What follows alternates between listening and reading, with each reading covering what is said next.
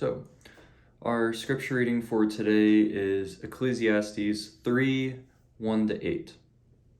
There is a time for everything, and a season for every activity under the heavens, a time to be born, and a time to die, a time to plant, and a time to uproot, a time to kill, and a time to heal, a time to tear down, and a time to build, a time to weep, and a time to laugh, a time to mourn, and a time to dance, a time to scatter stones, and a time to gather them, a time to embrace, and a time to refrain from embracing, a time to search, and a time to give up, a time to keep, and a time to throw away, a time to tear, and a time to mend, a time to be silent, and a time to speak, a time to love, and a time to hate, a time for war, and a time for peace.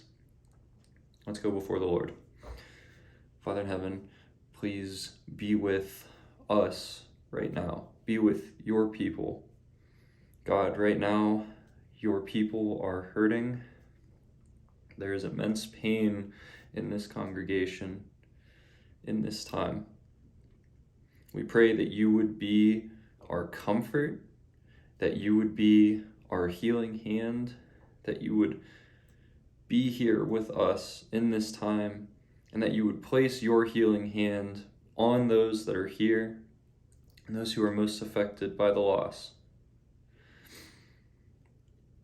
We pray that you would ultimately just be in our presence during this time. We pray this in your name. Amen. So, let us be very clear. This is a time to mourn. This is a time to weep. We weep because of what has been lost. We gather here to celebrate the one that we've lost, but we cannot deny that along with this comes a great amount of sorrow.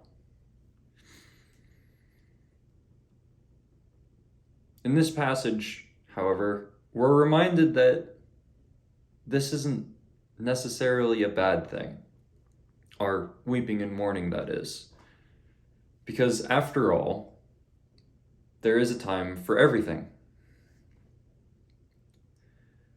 We weep because the effects of the fall have brought their consequences to our doorstep. We know that once before things weren't like this, that there was a time before sin and death entered into our world.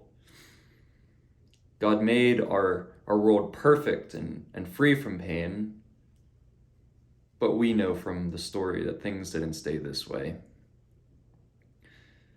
The story goes, Adam and Eve messed up and took from the forbidden fruit, which allowed for these things to enter into our world.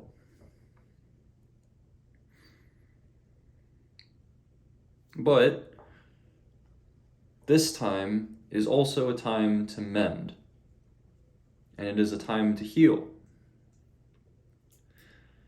We take this time to heal from our broken state, a state which has been brought about as a direct consequence of this fall.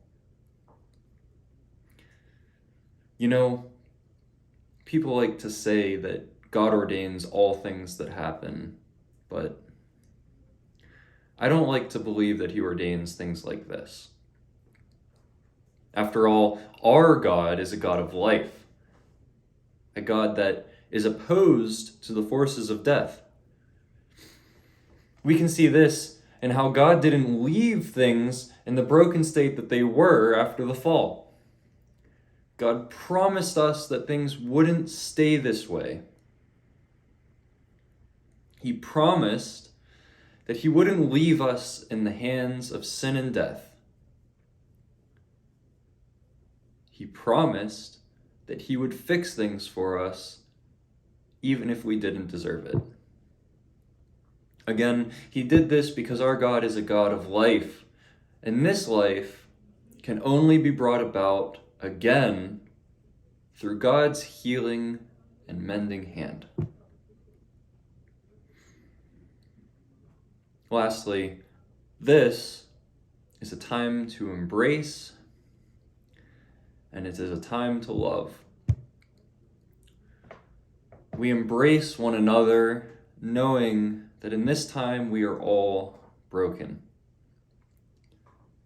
We do so out of the love that we have for one another. We love each other because God first loved us. After all, it is through love that God healed us from our broken condition. We all know the popular verse, "For God so loved the world that he sent his only begotten Son, that whosoever believeth in him shall find eternal life." It is through this that we are promised a day when we will be finally free from the bonds of sin and death. It is through Jesus that we find our hope and look forward to this future. We do not know when this day will come, just as our passage reminds us that we do not know the times in which any particular season will come. No one could have seen this particular season coming. But our passage also reminds us that we can learn how to act when they do come along. In this time, we weep and we mourn, we mend and we heal, and we embrace and we love.